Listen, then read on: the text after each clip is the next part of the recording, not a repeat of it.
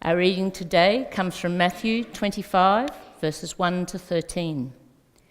The kingdom of heaven will be like this. 10 bridesmaids took their lamps and went to meet the bridegroom.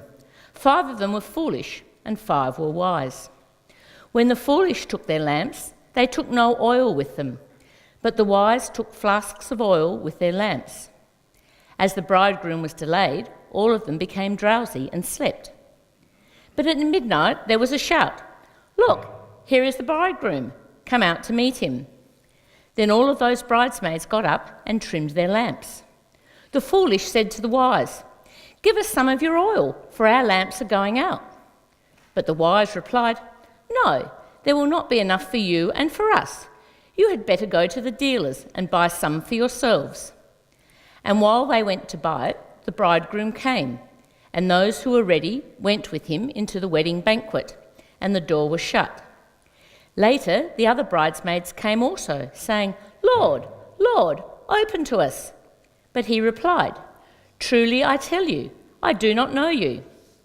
Keep awake, therefore, for you know neither the day nor the hour." Once again, we hear that Jesus added again one of his classic parables of the 10 oil lantern carrying bridesmaids, virgins, young women, or whatever version or translation you'd like to read. 10 females, 5 of which were considered foolish and unprepared, and 5 so-called wise and prepared. 5 ran low on oil and their lamps went out. And they went off to purchase more, and 5 had extra supplies of oil but would not share. All 10 grew weary and fell asleep. 5 enjoyed the company of the bridegroom and the feast of the wedding, and 5 missed out. What a fascinating parable. But let us remember that it is a parable, it's a story. It probably didn't happen, or as the way it was written, because it was most probably not a historical event. It was probably made up from customs of the time, from some events that probably did happen, and bits of story here and there and experiences all brought together to make the parable. It's a parable, it's a sermon illustration, it's a story to make a point. Therefore, as a parable, we know that there are always more ways to skin a parable. There are more levels about a parable than what we first know. In this parable, as Jesus told us, we find ourselves in a different culture, with a different marriage customs being very different than ours today.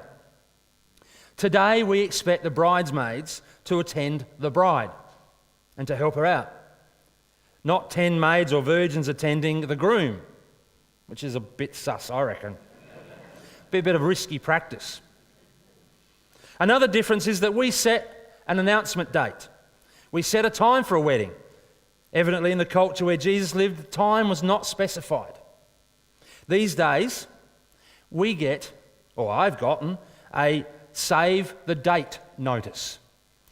6 or 8 months or 12 months in advance. My nephew's getting married next Friday. But back in April, we got in the post a save the date notice. It wasn't an invitation, it was just save the date. In April, and the wedding's in November. These days, the maidens or bridesmaids or bridal attendants arrive at the church or at the garden with the bride and escort her into the church. In Jesus' time, the bridegroom was to be met by the maidens, with their lamps burning to escort the bridegroom into the wedding ceremony and into the feast. So the parable goes that the 5 oilless bridesmaids had missed their opportunity because they weren't ready, or they weren't prepared, or they didn't have the right stuff, the oil, or at least reserves of oil. It sounds somewhat kind of harsh, this parable, and very final. Did Jesus mean it to be so when he said, "The door will be shut. Go away, I do not know you"? I wonder.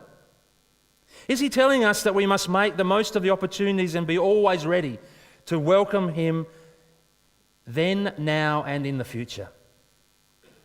If we miss the moment, we may well miss out altogether. Maybe, and maybe just, this is not a parable about the second coming of Jesus, as people have thought, but about the first coming of Jesus, or the incoming of the kingdom of God, we might like to say, in the here and the now.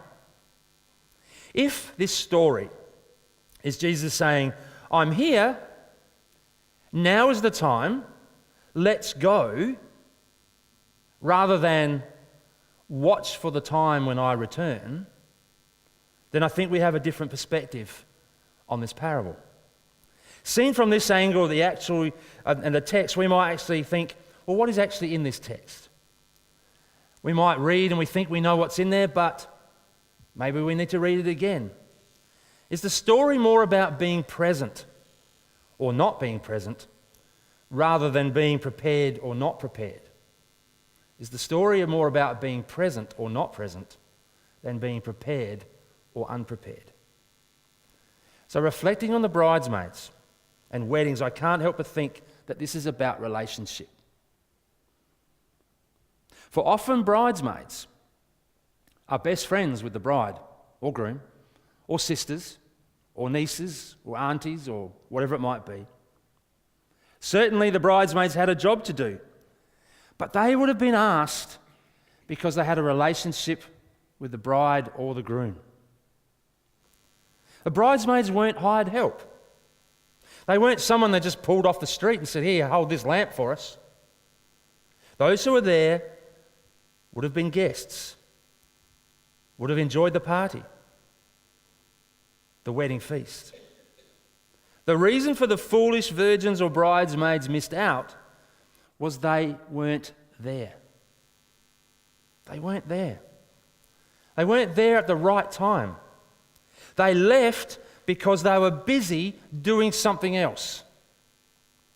Their mind was on the oil or on their job, not on the bridegroom and the party. Really, was having more oil more important than celebrating with the man of the hour? I wonder, would they have got into the wedding feast without oil if they'd stayed around? I want to ask you to consider this and just chat to the person next to you 30 seconds. How would you feel if you, one of the oilless bridesmaids, stayed and got in to the wedding feast? If you were one of the oilless bridesmaids and stayed and actually got in without oil, what do you think? Talk to the person next to you, 30 seconds. Share your feeling, your thought.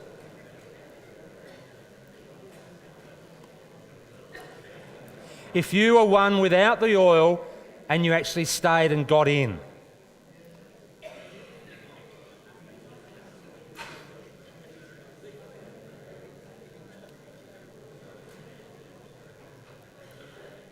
Okay, that's a very quick 30 seconds. But another question, were the 5 bridesmaids without oil foolish because they had no reserves or because they left at the critical time?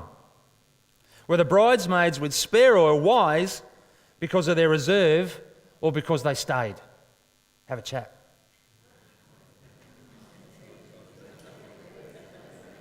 Probably too many questions, yeah? But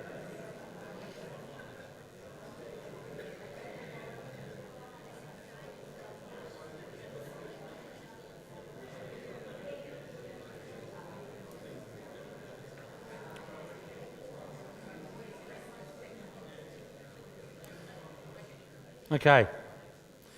And just on a side note, the so-called wise bridesmaids were actually disobedient to the teachings of Jesus.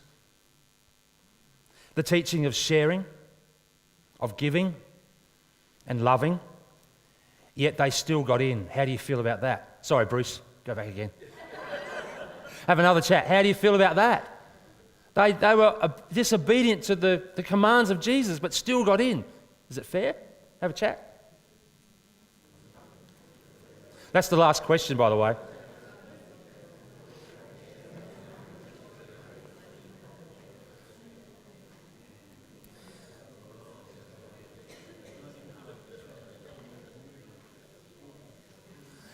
Okay, so you can see we can look at this parable in different ways.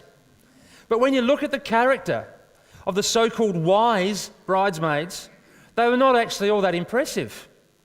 They're selfish, unloving, self-centered, and somewhat clever. Let me share with you another parable.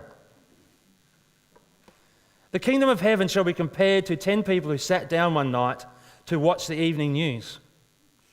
Before long, the all-wise, all-knowing, always accurate weatherman appeared on the TV and spoke to them.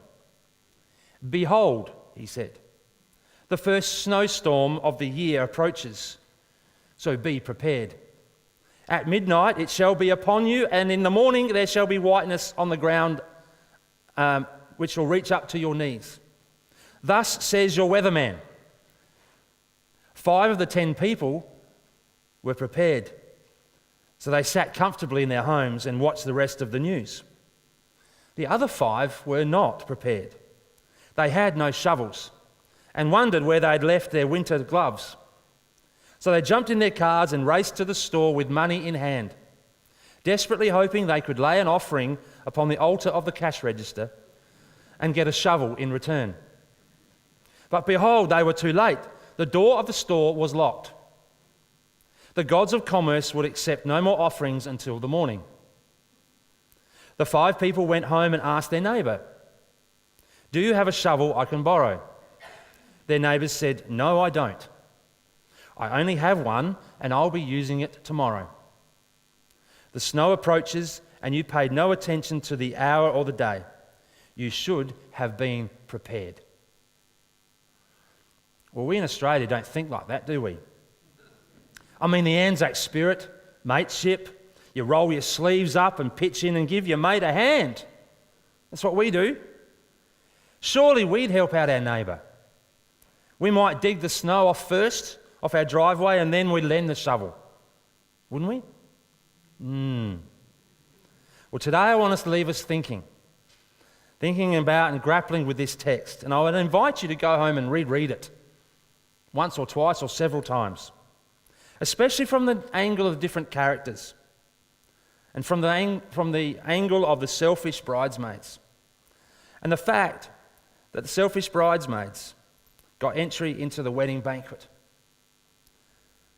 The foolish bridesmaids are foolish because they think what matters most is that they have oil, when really what matters most is that they are there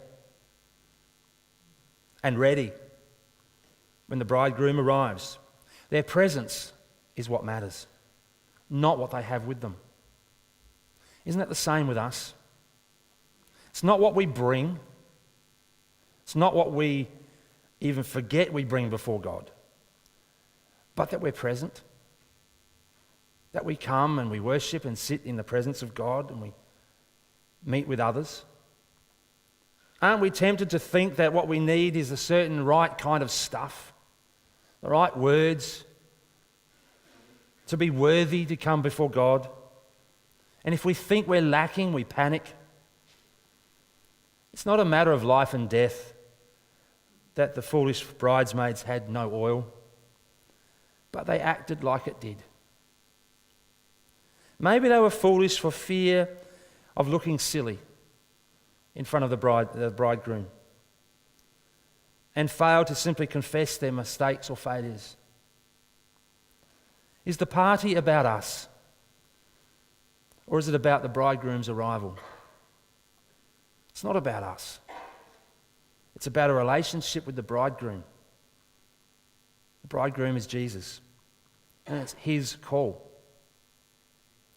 And his call to come and say, "Come," ready or not, with oil or without oil. The parable may say something different, but I like my version best. If our lamps have gone out or gone dim, if we're prepared to come before the bridegroom, even with empty lamps,